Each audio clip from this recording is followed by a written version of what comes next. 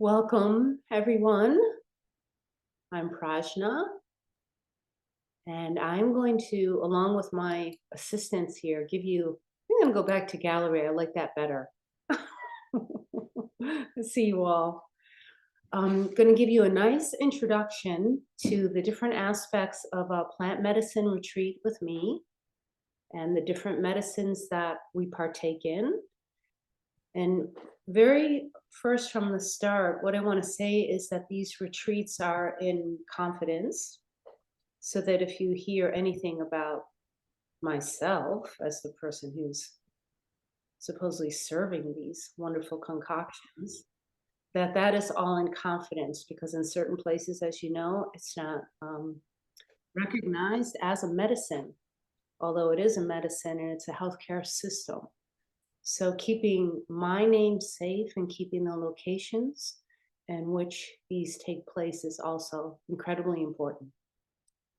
And share, and also the confidence of the people who attend as well, because they may have a particular profession that could be jeopardized if they were participating in such an amazing event that is misunderstood. So we're going to take a minute to start out just to acknowledge that you're here, to thank you for your curiosity, and to let yourself breathe into your body as a main element of what happens with any kind of healing work is being able to come into your body. I wonder if we can have those sounds not going on, all the doorbell ringing. Anyway, I just find it a distraction. So You might be the only one hearing it. Did you want to be pinned, Prajna? No, not yet. Thank you. Yeah. So we work with the body. Like the body is your container, and to be able to be in your body is one of the most important things. And the stronger that you can be with your breath and entering into your body, as opposed to being top heavy in the head, trying to sort things out, figure things out that way, which is a very old kind of way of spiritual practice where we try to understand things conceptually. But this type of spiritual practice is very embodied and earth centered, in connecting us to all of the elements of the earth through the plants and the trees. And the more that you can be in your own body, it prepares you to receive the spirit of the plants. And I think of the plants and the trees as spirits. And the strongest one that some of you may have experienced or not is ayahuasca. And that carries the spirit molecule DMT. And for that particular plant, there's a application process that if you were ever to participate with somebody other than me, I would highly, highly recommend that if there isn't an application process that considers different aspects about your health, your mental health, your prior experience with mental health issues, and things like that, that it may not be safe.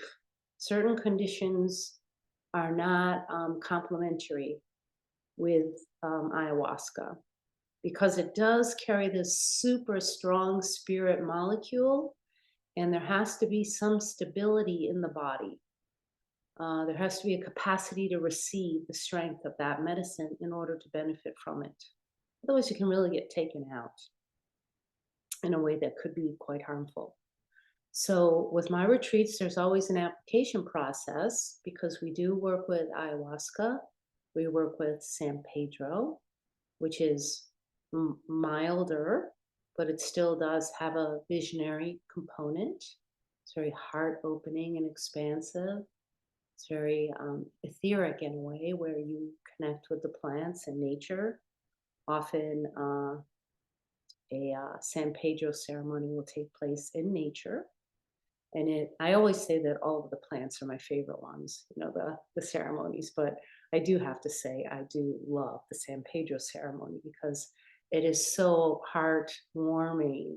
So people really come into the heart and this kind of way of protecting, wounding, or the ways in which we can isolate seem to just melt very nicely, but also contingent upon how safe it feels in the hoop, and with the people and, with the container. Container is everything, if you ask me. So that when we work with San Pedro, everybody has an opportunity to receive a specific limpia that is something, a piece of work, say, that you want to bring forth and be witnessed in. And I work with you individually, but within the whole group, then the container of the group. And magic happens. And it's interesting to see how much we share in our own humanity when somebody comes to the center. So not only does the person in the center benefit, but everybody who is witnessing benefits because they feel the commonality of a particular trauma or a relationship, a lived experience where you may have been wounded and blocked in some way, and then to be able to come out of that, especially to come out of any sense of isolation with something that's being held inside, something that's being guarded, protected, suppressed, or maybe even something that you don't even know has been denied or abandoned in yourself. So all of these things get to open up and come forth. And in this sense, this particular ceremony, or all of them, my retreats can be, they're very strong in the feeling function. In the sense, a lot of feeling is access, is available to us because we live in these worlds where we don't, spend a lot of time in feeling.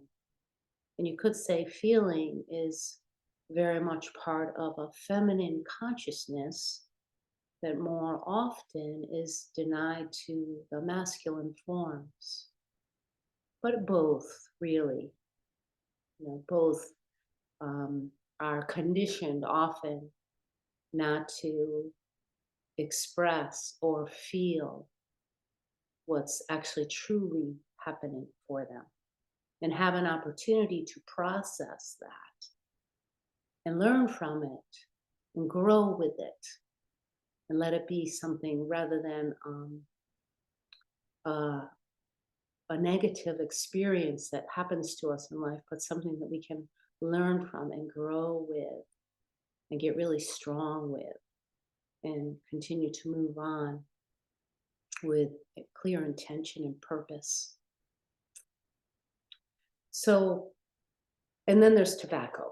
Okay, so tobacco is the other plant that I work with. Who here has worked with tobacco? You just raise your hand. Okay.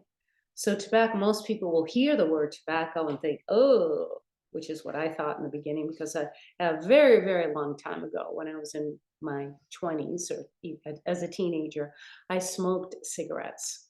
Nasty little habit. Everyone around me did, but tobacco is not about cigarettes. Tobacco is a sacred medicine, and it contains all of the properties of every other medicine. It's the foundational plant, and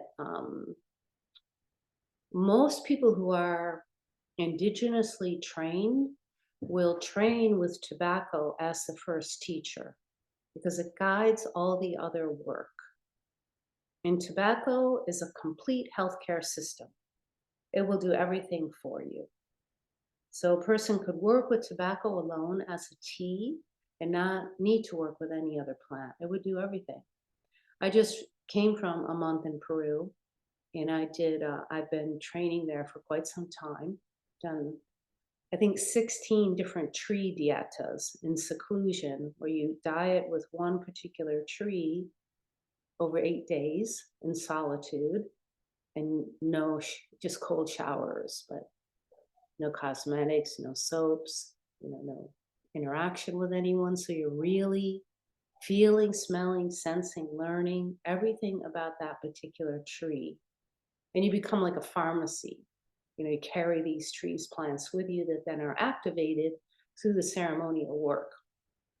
But I did my final dieta with what they call grande tobacco, which means you drink each time an enormous amount of tobacco. So if you're someone who's had a small amount of tobacco in a particular ceremony, imagine kind of quadrupling that and drinking it all. So that's the grande tobacco. But after leaving there, I've never felt better. Just like, wow, this is just such a powerful medicine. And there was another woman who was there at the same time as me, who I met with her in the end because we don't really communicate during our time there. But she had had a growth in her uterus, which was the size of a grapefruit. And she did a particular plant diet, and the entire thing shrunk down to nothing, gone. And she knows this because she did see a traditional doctor and got an x-ray and a picture of it. And then later went back and got a picture of it with it not being there. And the doctor's like, this can't be so. What did you do? And she told him, and he was impressed and like, well, continue to do that. So she has decided, because of that particular experience, to train in this work as to become a curandera using the medicines from Peru. So there's really a lot can happen. I really think of working with plant medicine as a healthcare system. So the retreats that I offer utilize, I'm trained also as a body-centered psychotherapist, and I also work with dreams. So we work with the body and we work with dreams, and the plants also work with dreams because what is being revealed to you is what's been hidden, unseen, unconscious.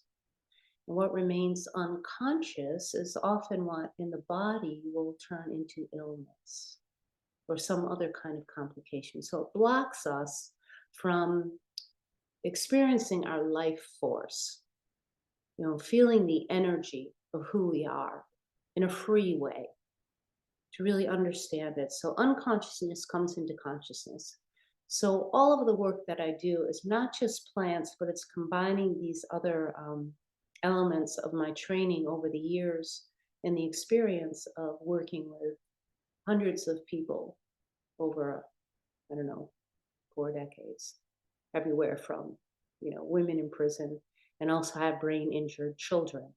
So I've learned a lot about the brain and trauma through not only my training, but maybe even more so by being with them day in and day out and watching how they heal and how the brain can heal and what's required for that. And the first thing is safety, a container. So I have created a presentation of slides, which there are many. And then we would be here for a very long time if I was to go over each slide. So I'm not going to do that, but I will show them. And this is being recorded, and that means people who have missed this session will get the recording. But then you could also look at the recording, and then you could pause the recording. There'll be a video. If you wanted to read in more depth each slide, you could. And that way I don't have to go through each one, because I tried to do that last time when we ran out of time and I didn't get to people's questions. And I want to be able to do that. So here from the start, Sue is here. You see Sue and Jennifer. I think some of you know Jennifer. And also Rachel is here. And is anyone else here from England? Oh, Anne is here from England. So Anne and Rachel support my retreats, and Sylvia is here in England. And Jennifer, I'm not saying anything about Jennifer. I'm just gonna not say that. Jennifer is just here from Kentucky or somewhere. But we have to be careful with all these ways that we talk about people. So he's just a good old buddy. Let's put it like that. So where was I going with that? So if you have a question, Sue will be paying attention to the chat. So anytime something comes up, you don't have to overthink it. Like if there's something you really want to know about, just put it in the chat and we'll make sure that it gets answered in the end. So just those burning questions, I very rarely do this kind of a meeting. So if there's something that you need to know about, which if maybe you're on the fence about, oh, is it good for me to do this? Like I really need to know about this. Just ask it. Everything is welcome. And it's a lot easier to do it in person than through email. And on this is good because the YouTube video will be available for about a month. And then I'm going to delete it completely because we don't want this information floating around the internet. So take advantage of the moment. Otherwise, if something comes up later, you can contact me through Signal and I'll let you know how you can do that. But let's utilize today. So just to be clear, you don't want raising hands, you want questions in the chat? If it comes now so they don't forget.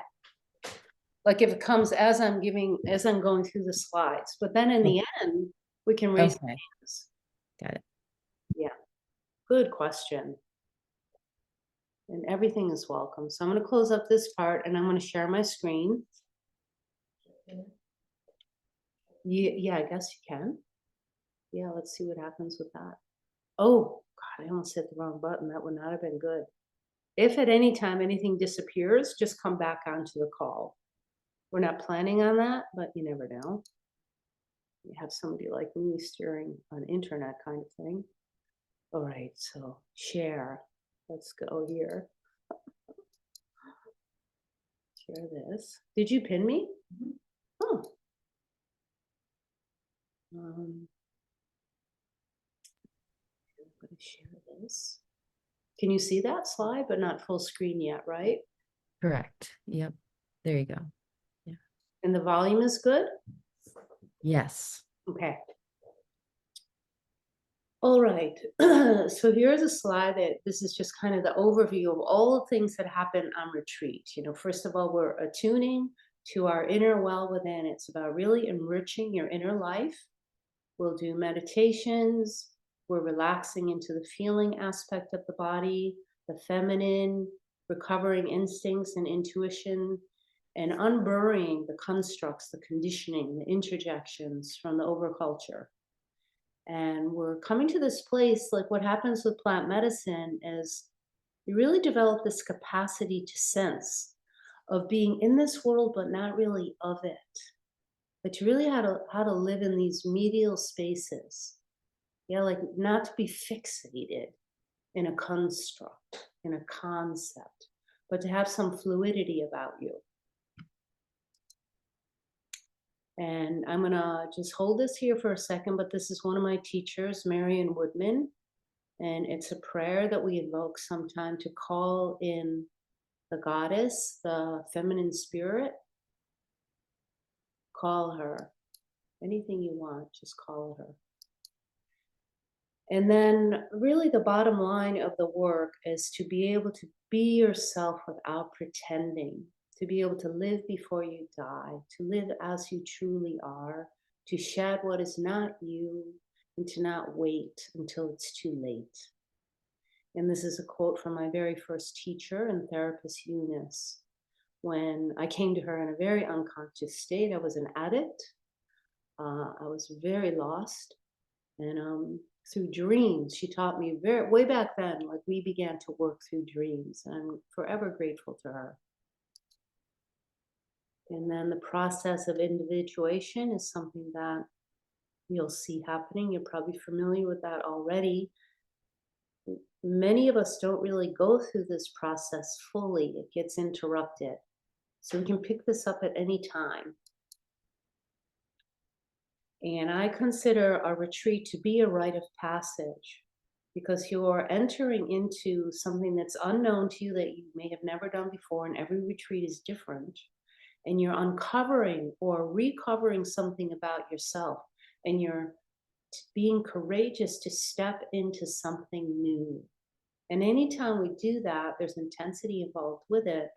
So you call it a rite of passage, but it's an opportunity, in a sense, to really be reborn in a new way. So I consider it a rite of passage. And you can come back to this, but this gives a more complete view, and it's probably on my website about my training. And I feel very proud right now.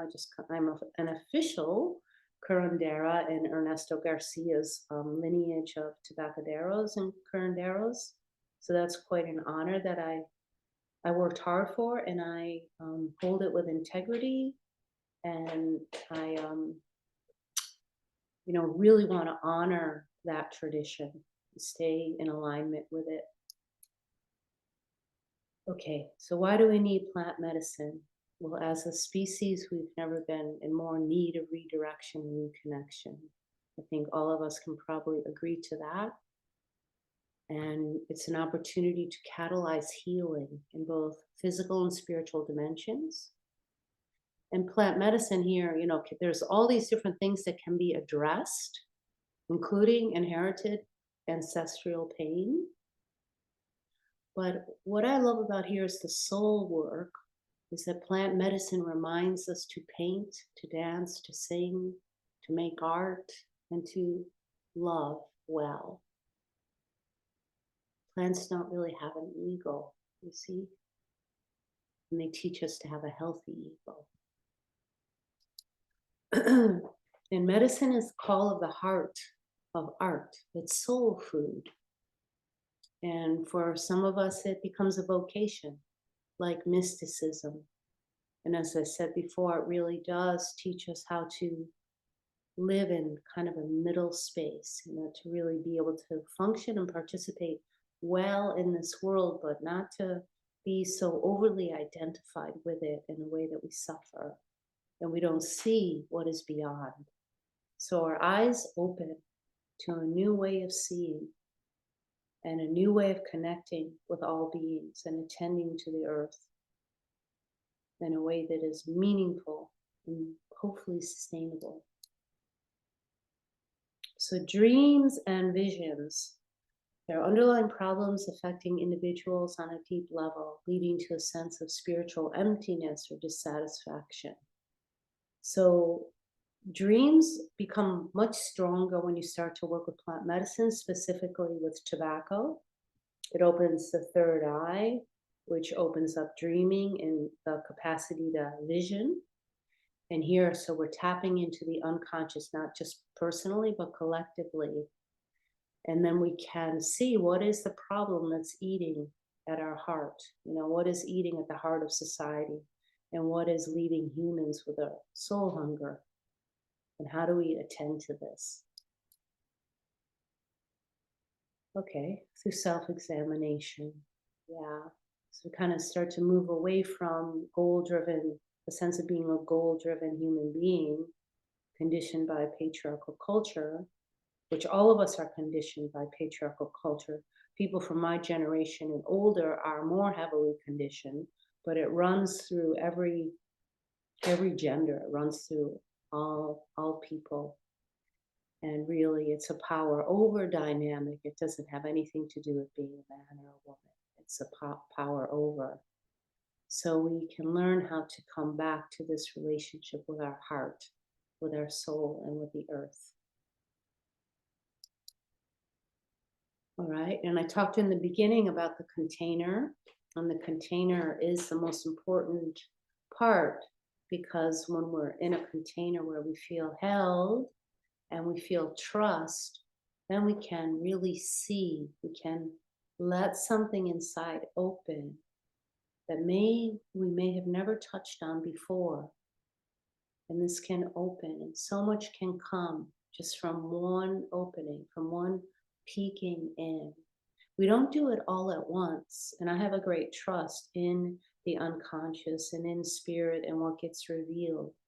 So, we're not given, I really believe this, and I can say this from my own life. Sometimes we feel like we're given more than we can handle. But things do unpack in a way that is natural. And sometimes it may feel like it's quite a bit. And we'll get to this toward the end, but this is where we want to take time for integration to, unpack and really, like, I think one ayahuasca ceremony is kind of like a really powerful dream. Like, you could take one ceremony or one really strong dream and you could work on that for a year, or it could work on you for a year. Like, so much can get unpacked from that. It's not like we need to be doing plant medicine all the time. Sometimes it takes a little bit if we've had like a lot of numbing, a lot of sleepiness, density in our life. It might take a while for the plants to come through. That's why we do a cleansing diet ahead of time. We start to set these things aside, all the different numbing agents, the agents that speed us up and keep us so busy. We start to kind of set that down so that we can enter into these inner places. And then it takes some time to integrate all of the newness and to have it really be long lasting in your life. So you can see that. And in this next slide, it's just a little bit about who my mentors have been. Here's Ernesto, who I just came from working with him. He's a special being. He's also, besides a tobaccodera, he's an ascended master. And he carries a great deal of light and skill, very rich. So he's a buddy. And he says this, he has said this to me and many people before, that most people are not ready for ayahuasca. Like, he really encourages that if people are interested in that, wonderful, to try it, but to work with tobacco maybe first, unless the container of your body is good and strong and the mind is able to receive that very strong DMT that comes with it. And also too, depending who you're working with. But tobacco will invoke the power of all the other plant medicines, and it is food for the spirits of the plants. So his main ingredient is tobacco. It's not harmful. It's the most misused and misunderstood plant on the planet. And I'm sure some of you are probably very aware of that. But every part of the tobacco we use the smoke to clear energy, for protection.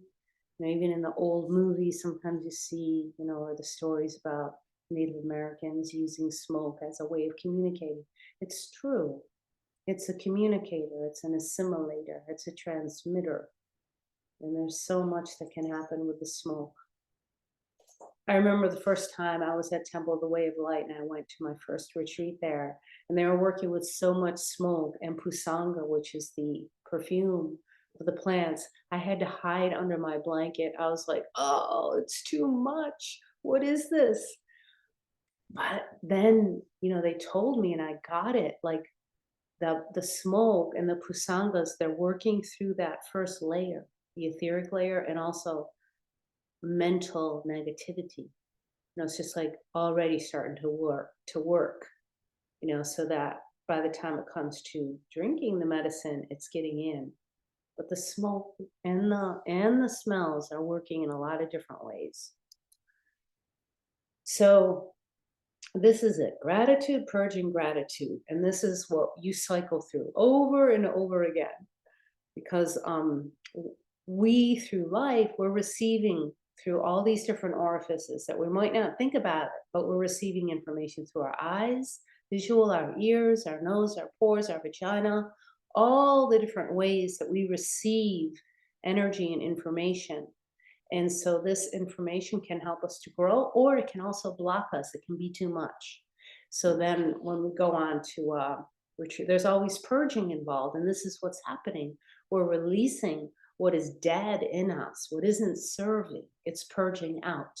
And it will purge out through all these ways: through the eyes, through tears, through sound, through our pores, can sweat, can go through different changes in body temperature, all kinds of releases, which makes room for the spirit to grow, for something new to develop in us.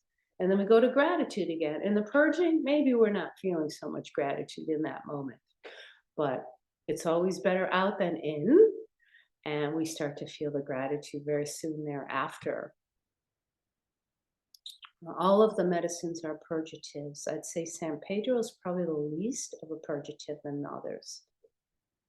And then here is about holding the conflicts of opposites, what we want and what destiny has ordained for us. If we can hold while the mind thinks and the heart feels, we can learn to think with the heart. That's a beautiful expression from Marion Woodman. And this is from Ernesto, my teacher. Little by little, we learn as curanderos that we don't learn more, we learn that we know nothing. And from a space of nothingness, true healing can occur. So basically what he's saying, there's one particular tree, it's a very strong tree diet, which is, what is it called? Well, it doesn't matter what it's called, but it basically chops your head off, because you can't do medicine work with your head. It's really with your body. And so when he says we learn that we don't know anything, we learn that we can't use our conceptual knowledge to figure out or listen or follow the directions of the plants or of your soul or of spirit. It's not through the head. Oh, I can't think of the name of it. And here's something that, this is the Sangha raising that we do on retreat, of honoring tobacco. And really it's kind of a ritual that brings us all together. And this is my ayahuasca teachers. Here, this one is Celestina, and here is Sulmira. And they are sisters, and they are very strong doctoras in the Shipibo tradition. I have great respect for both of them. They're probably early 50s right now. Been doing this work a long time. And then here's Jorge, my Papa Bear. He's such a beautiful man, and he's very strong. They all are very strong medicine carriers. I've learned a tremendous amount from them and helped them to create their own retreat facility because they didn't want to be controlled by the gringos. And so we got together, and there were a few of us that helped for them to build their own little retreat center. And I brought groups to them for 7 years and worked directly alongside them and got to learn how this, just like to be part of the family and to see how they really, this isn't like separate from their life. This is their way of life. And when it's taken out in a different context, how it's been commercialized, as we've seen, it's really unfortunate because you miss really what it's all about.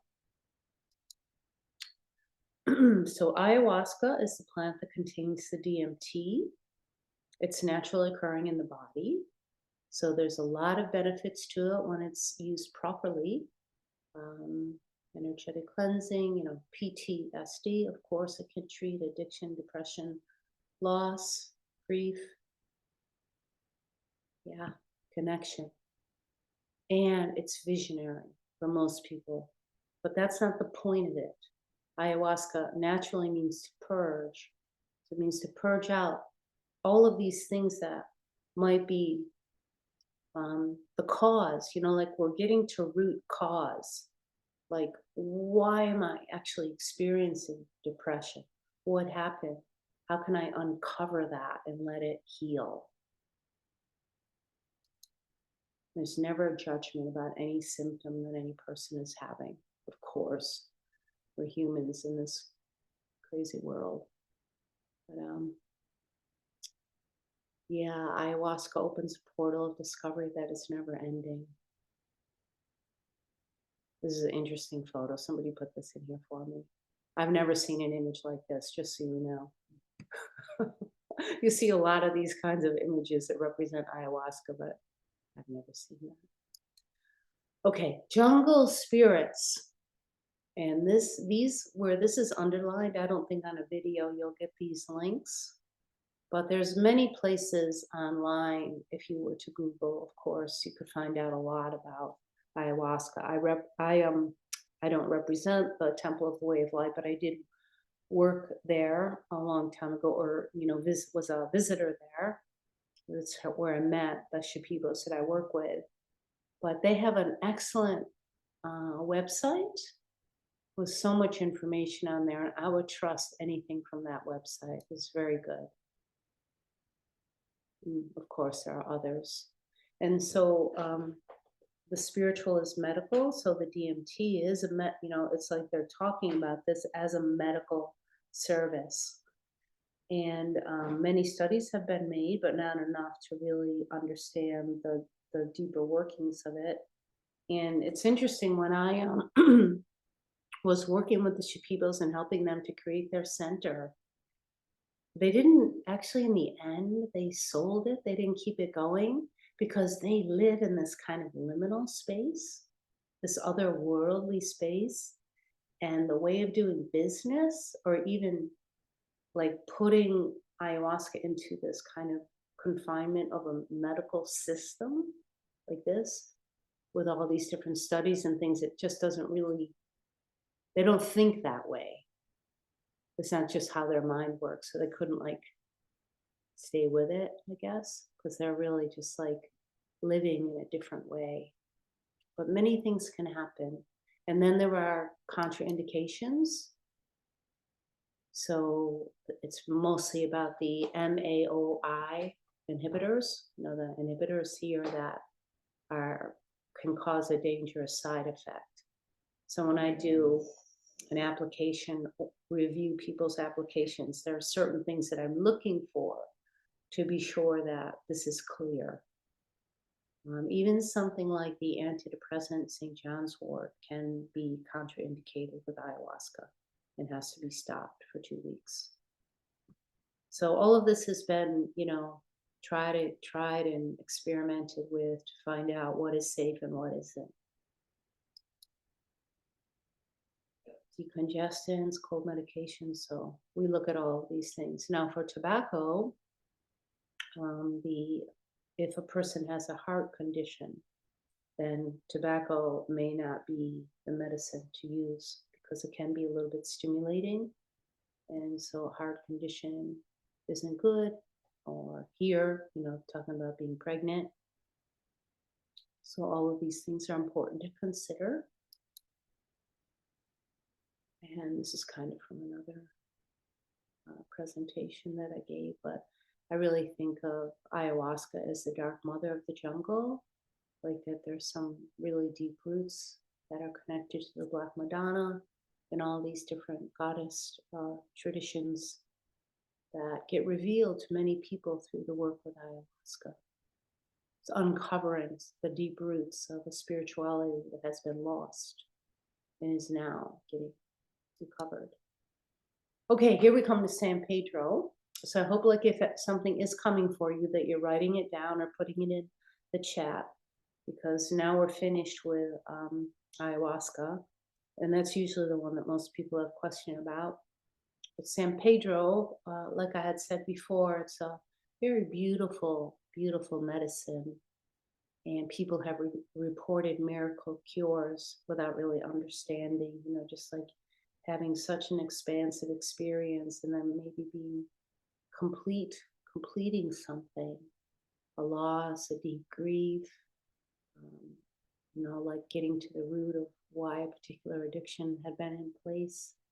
Many things can happen. It's really beautiful. And it's the subtle body is what you connect with in San Pedro, probably more than any other, where you can actually really feel the sense of a subtle body, an etheric body, like a dream body. And you can receive this transcendent experience of the divine, which you can also experience through dream work. So the cactus is used for psychological and emotional issues.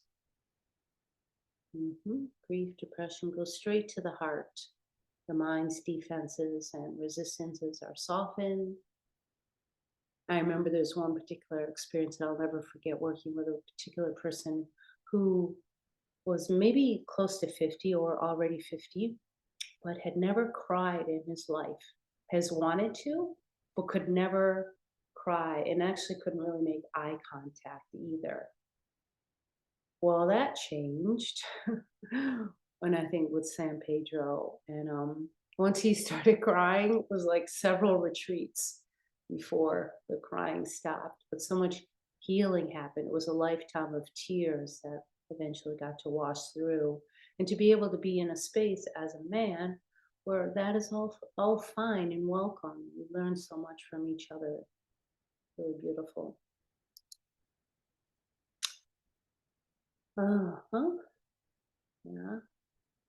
My work has been often called the cosmic hospital for the witnessing and mirroring of individuals and the collective healing and the regulation of the social nervous system. And that this is especially important since the pandemic had come about and we were separated, and how much we really need.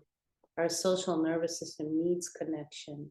And just being, as you probably know, to be with a group of people that something gets regulated inside your system, your nervous system. So that happens in hoops. Spiritual birth, like biological birth, requires a union of the opposites from which the sacred child is born. What are your wonderings?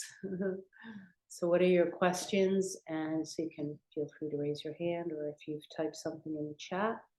I'm gonna and I think that's it. I think those are all, yep, those are all the slides. So I will stop sharing the screen there. And hope that there are some questions. How did we do? We started at what time? At 1. And it's only 1:46. How amazing. Yeah. So is there anyone that would like to speak about something? And also Rachel, Ann, and Jennifer, and also Sylvia, who have all been on retreats. If there's anything that you would like to share about your experience, feel free to take the time to do that.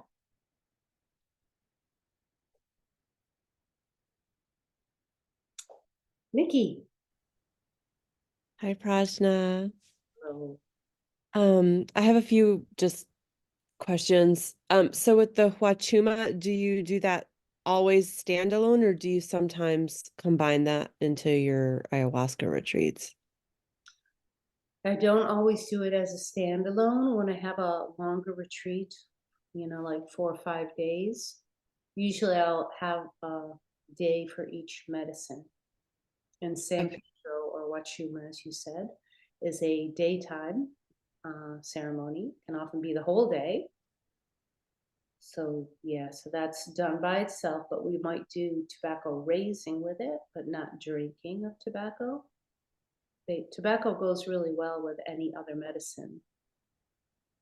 But sometimes I do just do a San Pedro ceremony, especially here in Santa Cruz. Or no, I'm not in Santa Cruz, wherever it is. And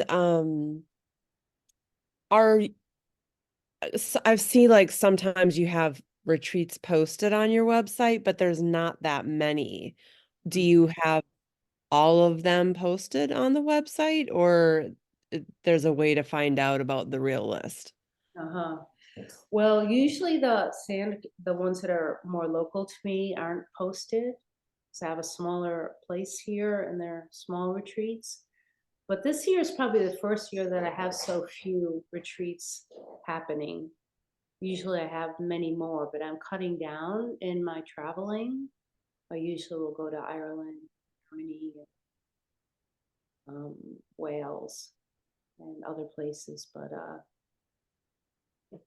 so I'm hoping to fill up these retreats, which are getting close to being full, because also the economy isn't supporting as much right now for people to do retreats. I'm noticing that. I could be wrong about it. And I'm writing a book, so I have less time. So how frequently do you have them in Santa Cruz, or with what regularity? Usually 4 times a year. Okay. And then I also wanted to ask, are you able to say anything about your coaching? Yeah, and where do you live? Are you in What area? Are you the East Coast? No, I'm in California. Oh, okay, Yeah. cool. About my, and then am I able to say something about my what? Either the coaching that you do, the phone coaching or virtual coaching. Do you mean private one-on-one Yeah. sessions? Or should I contact you outside of this to ask about that? No, I am, my practice is almost full. It's like I'm a little bit full on that as well, but I do body-centered Hakomi psychotherapy. I do integration. Like if a person has been on a retreat with me, I will almost always find a space to work with them, especially if something big has opened up and they want to really integrate that. So I try to leave space open for so many people that way. And dream work, and really whatever the person brings, I mirror back whatever is needed and witness. So, but I if you were talking about the coaching as an apprentice, I'm not doing No. that right now, but that is something that will be coming. Okay. So are you like a person who could come in person? Well, from now till the fall, I'm based in Shasta, Mount Shasta. I consider Mount Shasta home. I lived in the Bay Area for a very long time. But I do have flexibility that, if I knew it far enough in advance, I could plan time to go down to Santa Cruz. Okay.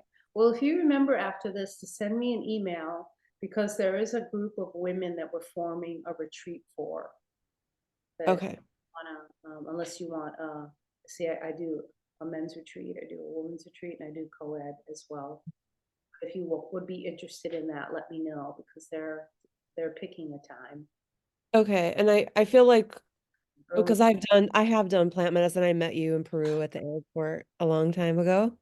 Oh, Um, yeah, but I might be interested in the coaching if you had space, but I can also message you about that or just wait until you have more time or something. yeah, sure. Okay. Just because now I'm up here in Shasta for the summer, so it'll be a while before I'd probably um really realistically make it down to Santa Cruz. Okay, well, wonderful. Well, thank you for telling me all of that. Yeah, thank you. Hmm.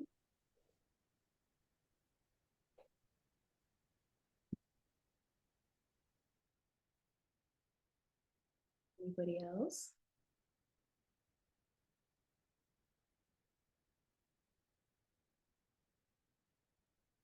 Yes, Stephanie. Um, so does the upcoming retreat include, like you're saying, all three plant Mhm. medicines? Yes. Okay. Mm-hmm. So All of you start with the tobacco, ayahuasca, and then San Pedro would be the third? Sometimes it isn't in that order, but it's almost always beginning with tobacco. Yeah. Okay. Uh-huh. Yeah, to And get then really grounded. sometimes I've read about ayahuasca retreats where it's like, okay, day after day, you're doing this ayahuasca, and I've never tried it. I've always been quite nervous about that one specifically. Of course, I can imagine other people are as well. And so it's just the one ceremony with Yeah, ayahuasca, is in a that right? Okay. short retreat. Sometimes I do longer retreats and we'll have more than one ayahuasca ceremony, because sometimes people want to, and sometimes two can be beneficial in a longer retreat where Okay. a person can really be contained over an extended period of time. But the ones that are Okay. posted right now is just for one. Okay. I just came back, well, I guess I can say this now, but for a long time, it's very difficult to actually receive the elements, the products to work with. We used to be able to have things more easily. So I actually have to go to Peru myself to get what I need. But this last trip, I was very well protected, and I I am in good hands for a while, so I can actually start booking more retreats, knowing that I will also have what I need. That is too one aspect about a retreat. There's all of these unknown features. Mhm. And where are you located, Stephanie? Well, I'm in Nevada City, actually. Oh, so you're not far. Right. And I found you through this Adyashanti thing years ago, Mm-hmm. but I just got on your email list and I thought, I'd always be curious about, going deeper with plant medicines, outside of what you can normally get. So anyway, I just thought I'd show up here. Oh, wonderful. Yeah. Yeah. Well, you're not far. And I used to, a long time, when we were living there, we would have some retreats in Nevada City as well. So good. So let's see who else.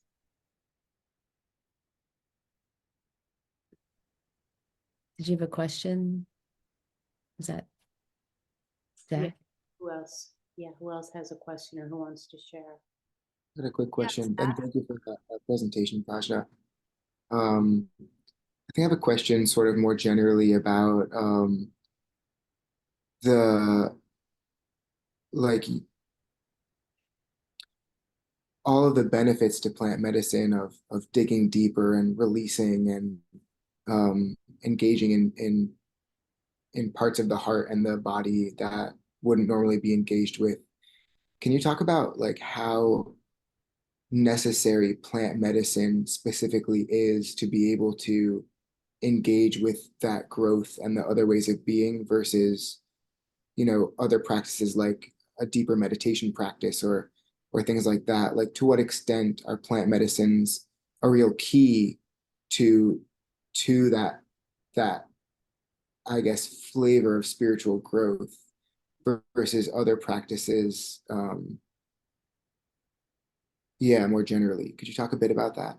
Yeah, that is such a great topic and question, and one that I would love to say something about, because a lot of the practices that we've been given for thousands of years have this disconnection between earth and body. Like if you look at patriarchal spiritualities, there's this idea that's been passed on and it's in our ancestry that the body is evil, that even woman is evil. And we're all born from a woman, yes? And there are indigenous traditions that consider woman's body and earth to be the very same thing. And the way you treat the earth is the way you treat woman, the way you treat mother. And they have this symbiotic, very natural relationship.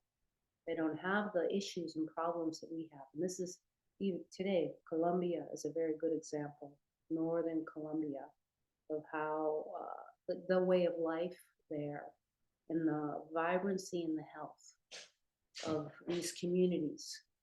And their medicine is like just plants, earth. It's just earth, their connection to all of these things.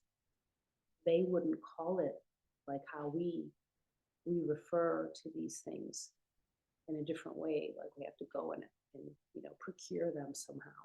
But this is like it's their life. So I think it's really, really important, because even though there are some very wonderful spiritual practices available, I personally have been involved in many and was a minister, and I went to a theological school and I studied all of these things, and I trained with some wonderful masters, like for example Adyashanti, who's very popular and well known and embodied. And still there are pieces missing in that, as far as when it comes to connecting to the earth and to our bodies and integrating that. So you could say that plant medicine, in a sense, it's almost like fast track, or opening up doors and windows that maybe wouldn't be opened so readily or so easily. And it can be threatening for a system of spirituality that has been so dominated by conceptual wisdom, just the concept of knowing something.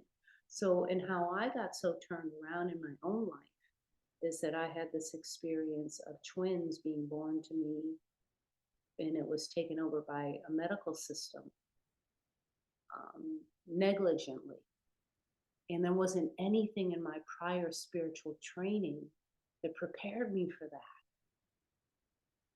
And I was like, shit, right? Like I couldn't get out of it. I couldn't demand to go home. I was silenced.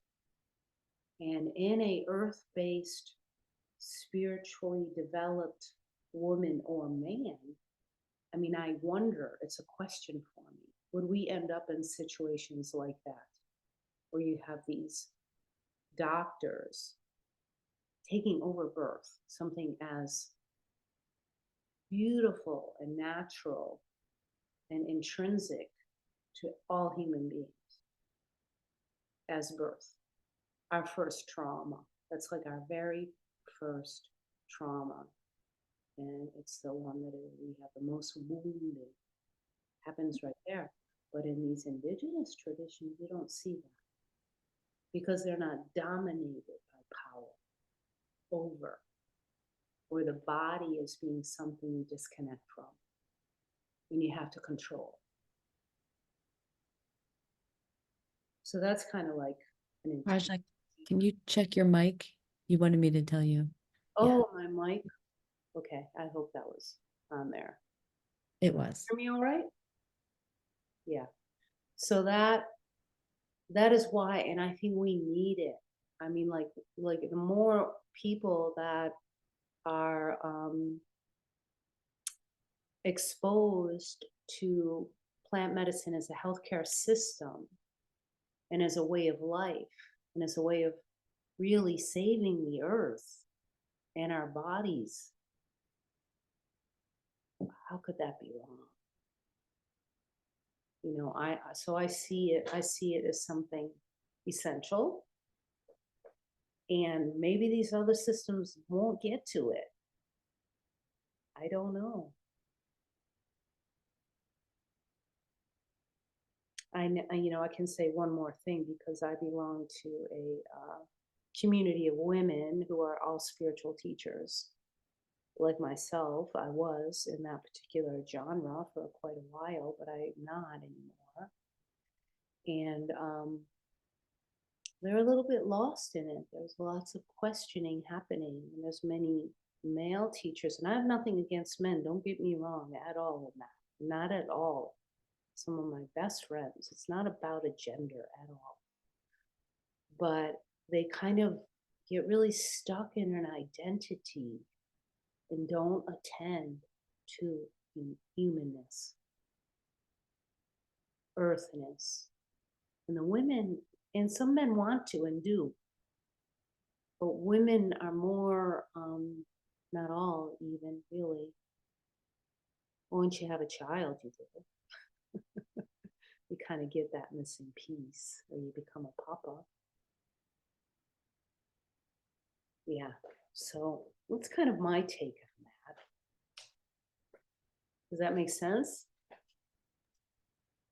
Does, yeah, thank you. I have a spiritual teacher who sort of will caution against plant medicine, and he shares that being in those states can open a person up to other energies that aren't theirs, that can become embedded in a person's energy body. And so his recommendation is to experience those states without needing or without using another being. And I'm not sure what I think.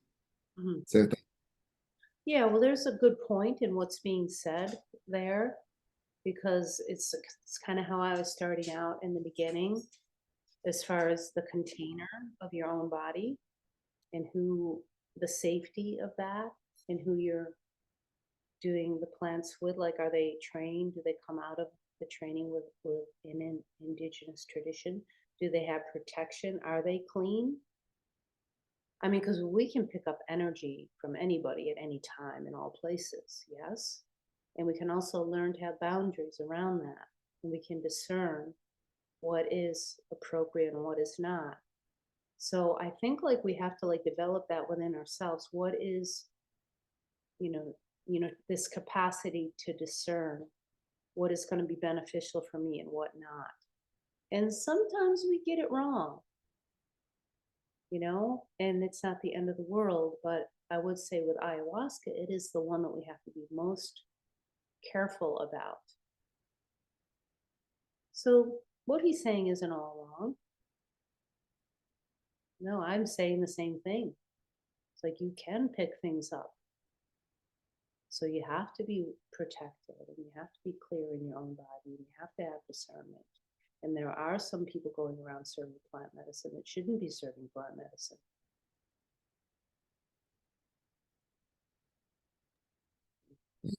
And this particular teacher is also not very rooted in earth-based spirituality. So I can really see how grounding in plant spirit medicine can be really beneficial. So thank you. Yeah. Yeah. And then also, you know, for me, it's always taken me a while because I grew up as a little, you know, good girl, Catholic girl. It's always took me a long time to come to a place of discernment and to even know what questions to ask, to trust my body, to listen in my body. So that's, you know, the body doesn't lie. We hear that all the time, right? But there's such a great intelligence inside of us that you can really trust what your body is telling you, like what's happening in your gut, like how does it feel for you? Like you can even go into a situation and initially feel like, yeah, this is good. And you always have permission to go to walk out, to say no. You know, and these are things that we're not taught. You know, like, oh, I can disagree. Oh, I can say no. Oh, I can take this, but not this. You know, and that's so empowering. And those are the kind of teachers that you want to be around, the ones that empower you to make your own choices. And not, you know, not project onto them as to have the answer. How do they know what's right for you?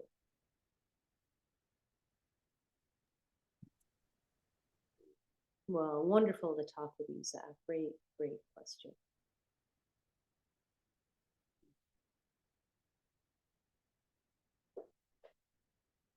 Anyone else?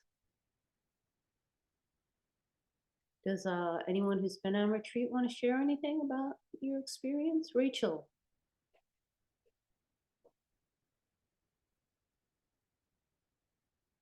You're still muted. Okay, I just said hi. Yeah, I just felt that sorry, I'm a bit nervous. I get a bit freaked out sharing on Zoom. But I just wanted to share because I've been on many of Prajna's retreats and I've been working with her and the plants for, I don't know, about 7 or 8 years. But I was particularly with what Stephanie said about the different plants. And I remember the first time I met Prajna and she told me what she did. And I felt a bit freaked out about, you know, working with 3 different plants. I was just getting my head around working with ayahuasca, but I was very drawn to working with her. So I thought, right, I'm just going to go for it. And yeah, my experience is that the plants really work, the San Pedro, the ayahuasca, the tobacco, really work in harmony with one another. So it's not just what kind of one big experience after another. There, you know, you'll either do tobacco first or ayahuasca first, but the San Pedro will come in and open out what's been stimulated and brought to the fore during the ayahuasca ceremony, and yeah, in a way that it's just very healing. It just opens it all out, and yeah, and yeah, in a very beautiful way that enables you to process it more and be with it more in a really safe container. And then the tobacco just just really helps ground and just clear things out. So yeah, they're a very beautiful combination. Yes, I just wanted to say that. And also just to say that working with the plants for me has just been really transformative and healing, and has just got to, you know, issues or parts of myself that therapy or spiritual practice hasn't got to, in a way that's really brought me into my body and into my heart more. So yeah, that's why I keep going with it. Yeah, thank you. Thank you, Rachel. And thank you for all of your support and showing up over the years. She is the best left-hand woman to have around. Thank you. Anyone else? We have about just a few more minutes left. Give a chance. Anyone?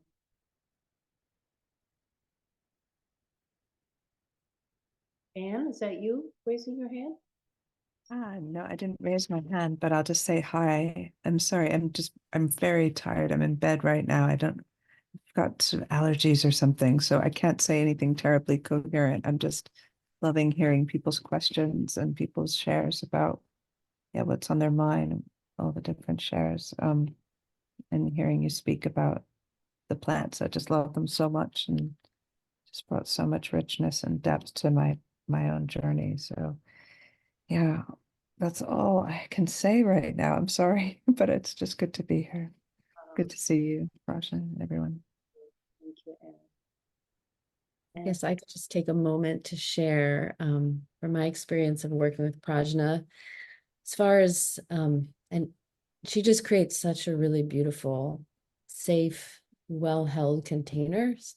And I just really, really appreciate that. She really creates the space of deep intimacy, and she holds the space in every person so beautifully and with so much love and generosity. And I just want to say it's a really beautiful container to meet these plants in. It's very safe, and she's very impeccable in her work. And she really embodies the divine feminine mother archetype, which is a really beautiful energy to have in a facilitator. So yeah, a lot of gratitude to you, Prajna. Thank you. Thank you. So sweet. Somebody is saying something, Nina. My house is too loud to turn on the microphone. I just want to say thank you for sharing this information and introducing me to these medicines from an integral place. The only question is this the medicine I need right now? And I know I'm the only one who can answer that. Yes, Athena, exactly right. Do you need it right now? This will be your inquiry to stay with. Take what you've learned here today and listen in your body and see what comes. Yeah, and also on the retreats, I'm not one to push anything. Some people, like, dose is also a very important part of these retreats. And we listen a lot to our bodies as far as what the dose is. We start light, and then you can always add more, but once you take it, you can't put it back, right? So we go light with the dose and really listen for, what does the body need? And there isn't any push. And sometimes there's only been a few times, because usually I give a good orientation and people will get that this isn't about having this big blowout visionary experience, right? It's not what it's about at all. but only once I had a woman come and have 3 doses and then want a 4th. And I know, and she'd say to me, "Oh, but Mother Ayahuasca is telling me I need to have more." And I'm like, "Well, this Mother Ayahuasca is not telling me you need more." And so it turns out that she was really like, I don't even know how a person can do this, can be in a ceremony and run away from your own experience so effectively as she did. So I was able to sit her down and sit with her. I just sat with her and worked with her with smoke. And then it all opened up. And she was so relieved that she did not take more. I personally take a very small amount. My daughters have had most of these medicines. And my one daughter who has a brain injury has had like a thimble full of medicine, and 4 times. And she would write, before then she was writing backwards and could only print. And after, she could write forward with cursive. It was her eyes, it helped her eyes, it helps her reorganize the brain. So these medicines can work, and you don't need much. And in the older tradition, usually they call the shaman or the medicine person takes the medicine, but the participants don't have to.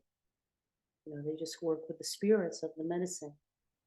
So the whole thing about dose is really, really something also to listen and to feel into, because we're all really sensitive.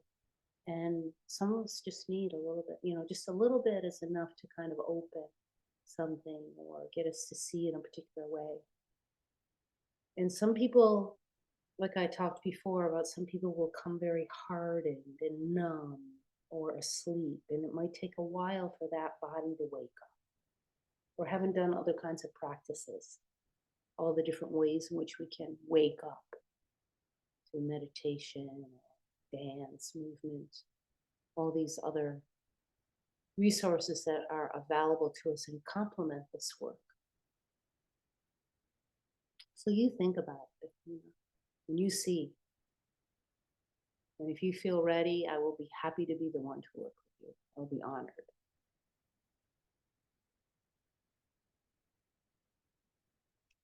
Sylvia, did you want to share anything?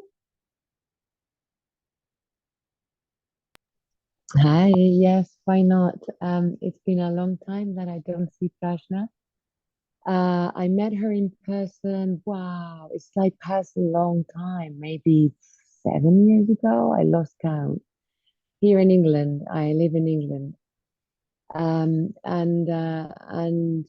she did some demonstrations of her sessions for some people that offer. We were all in the group and listening to the processing, the embodied way of processing whatever came up. And some people were in an emotional, really open emotionally space. And this was before we took any medicine. This wasn't in retreat. These were spiritual satsangs around that sense of exchange and co-regulation. And I was amazed at feeling the processes in the others, in one another, and the way it was so calm and aware, so much awareness in the body, and how the process is so, it's just in a very short period of time, how things shifted, and the acceptance and the empowering of the person that was processing. So Prajna was holding space in a way that was, I was like gobsmacked, like, okay, I need to learn this. And is the way she worked was what really attracted me to go into the medicine, like I would have never chosen to, it wasn't something that really attracted me, the medicine. I had also related to conceptual concepts about people who took medicine, fears around what people had, the information that is very accessible about dangers about medicine. So I had conceptual obstacles around this, or the very shamanic kind of style or identity. Maybe that's not my thing. I'm into the satsangs and the yoga, and I don't know. Like, there's lots of reasons to think about why I shouldn't take it. But just working with Prajna and being in her presence and the unity that was created in the presence of the group, that just, I trusted fully the feeling of like, I really like this woman. I think like she's, beyond. Like her meditations in satsang without medicine took me, beyond. And yeah, so such humble wisdom, I feel, that Prajna holds. And yeah, and the beauty that the people express in the way she ritualizes and such creative in the ceremony, like displays these, in every person, and it's such an open sharing. Everybody is so open and free when it comes there. It's like really, really beautiful. I haven't done many retreats with Prajna, unfortunately. I'm a single mom situation and all this. But also I have to say I'm very sensitive, and I've done a couple of retreats, and one of them had the 3 medicines. Um, and um, and after that, I've processed for years. So it's not that you need to, it depends on each one of us. Some people do year after year after year after year, and that's their journey. And for some people like me, it's like, life takes me in an intense journey, and it's like, okay, you're not going to be able to do many retreats, you just do it in life. And then, life just brings me the challenges to learn and go through many things, I don't know, on different levels. And so anyway, I'm really always, I've been in touch here and there and following Prajna a little bit, and I'm really hoping that the opportunity comes to see her again and enjoy again a retreat. So yeah, I think like what you say, Athena, is like you really feel it. You just feel what's calling you, and sometimes it's the master, the holder, the whatever. You have to feel it, and you just know. Yeah. Thank you. Thank you for that, Enjoy. Sylvia. Yeah, we're gonna have you in England one of these times leading the yoga. That'll be good. Yeah. John, did you want to say anything? I think you're the last one. If you have something, I'm gonna give you a chance. You're muted.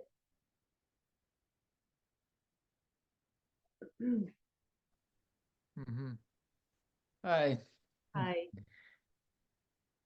Yeah, I will just share that I've worked with ayahuasca a handful of times in the past, and my last time I basically learned that probably shouldn't be sitting with this facilitator.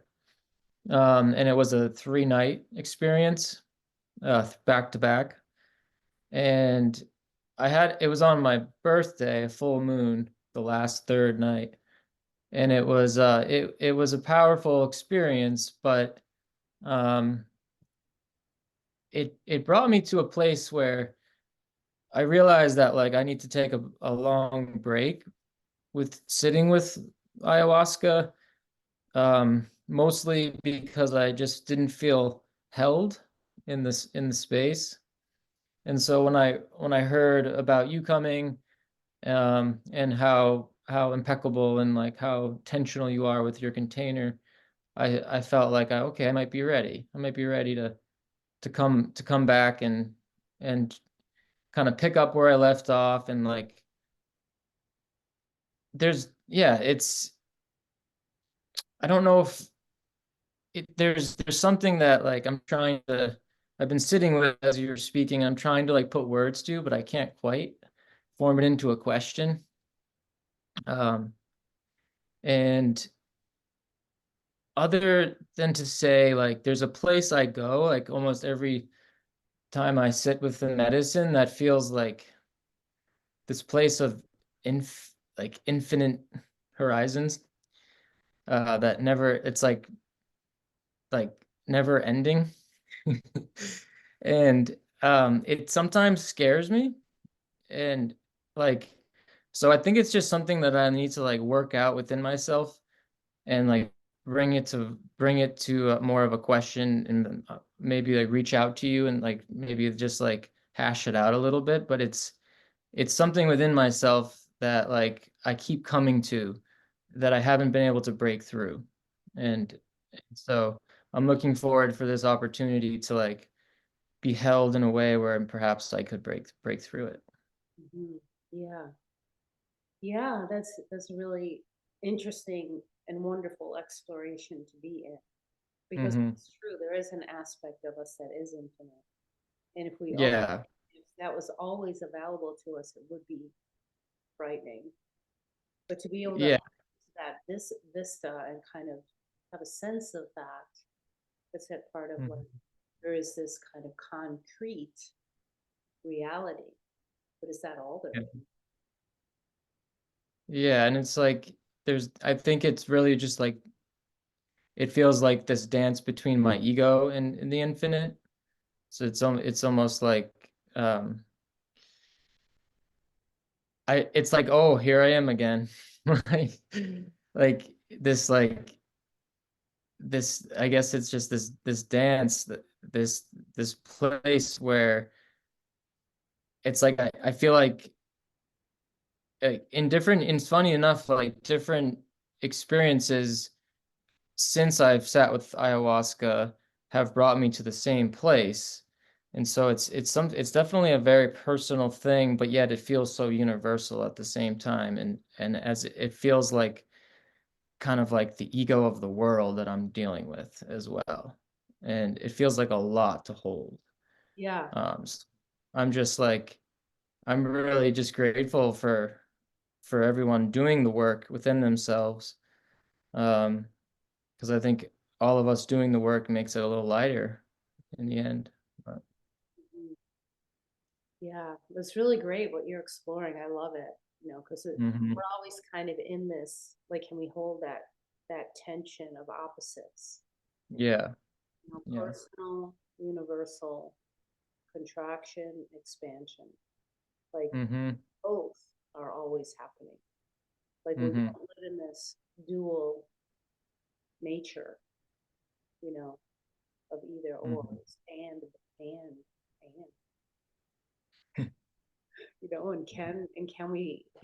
can we hold both? Right. Be held by both even. Mhm, But I mean, I really, in many ways, think that is a lot of what the human experience is about. mhm. We can get more Yeah. comfortable with that. Because otherwise, if we just go to one, the personal, the ego, and we concretize everything, then it's like this rigid, narrow scope in which we live in. But if we soften, we include more, then we get to experience so much more. And that can be a little frightening at first, right? To Mhm, not feel yourself so boundary. But then to know that you can discern when to have a boundary. mhm, I remember very clearly one time that this came home to me is training with Jorge, one of my ayahuasca teachers. He's very, very close to him. And I felt like he intentionally sometimes would bring me into these, these challenging places. But anyway, in one journey, I felt like my body just went in all these different places, right? Couldn't like contain. And I remember talking with him about that in my broken Spanish. But he made something super, super clear. And he was like, the physical body is always here, right? Like physical body, you know, you're not limited to this, but this is your container. mhm, And within this container, all these other experiences can happen. Like expansion and consciousness can evolve and shift and move and visit, but physical body is always here. And that's a huge learning because when people don't, that's the whole thing again, coming back to the container. mhm. Can I be in this body? And that's like psychosis, right? Or, split personalities. they leave. You know, it's an exiting, a leaving, and then a forgetting, and not knowing who I am anymore. So that's like the whole other, that's the extreme. But you can have experience and you can remain in your body, and your body is always here. And that's something a lot of people don't teach on these ayahuasca journeys. And I think it's a really important piece to understand, because people do get scared otherwise. Yeah, and I like the way you. Yeah. Oh, go ahead. I was going to say, just I- when you go to bed at night and you dream, like you have these dreams, but your body's still right here. It's the same Mhm. thing. Yeah. Yeah. And you know, I like how you're setting up the retreat where there's ample time for integration with what comes up. It seems like, because with doing it 3 nights in a row, I had heard I had heard that maybe that it ayahuasca is typically taken 3 nights in a row. Okay, I don't know if that's true or not, but it seemed like there was like this like power of the trinity of the nights, but it seemed like a lot to take in like 3 nights in a row. Yeah. So it's Yeah. So maybe the person leading went to a place where that's what happened and they imitated it. But they yeah, yeah, understanding of that. Because yeah. Temple of the Way of Life, they don't even do that anymore. But back then in the day, they used to do 3 in a row, and they don't anymore because it's not You necessary. don't, huh? Yeah. And they call it the Trinity. So I can imagine someone going there, oh, we do the Trinity because that's how it's done, but not really having the training and the grounding, that whole system. Yeah, I mean this person did, I think, in Shipibo tradition, but I still just like I feel like there was a lot of youth still and a lot of maybe not a lot of like, I guess, respect for the container. I mean, it's funny because there was and there wasn't at the same time. It was kind of paradoxical, but yeah, Well, feel free I to have, email, yeah. and I'll say this too, just because in those terms, and you want to always be careful with email, but I can speak on Signal. Okay.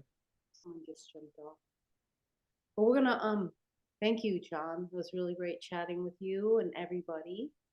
And we're gonna bring this to a close. So maybe just take a moment here together to honor our time here in a circle with each other, witnessing and listening and respecting our confidentiality. And just being here in a way that doesn't happen too often. To explore, to honor our curiosity, and give great thanks.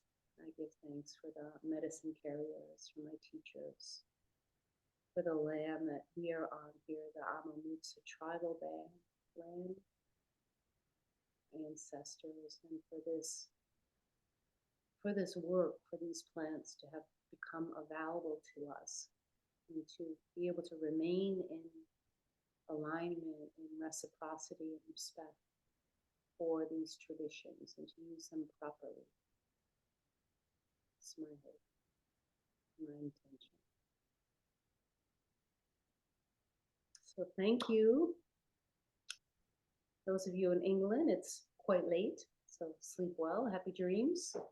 And I hope I see those of you who I haven't been with in person, hope to see you on a retreat soon.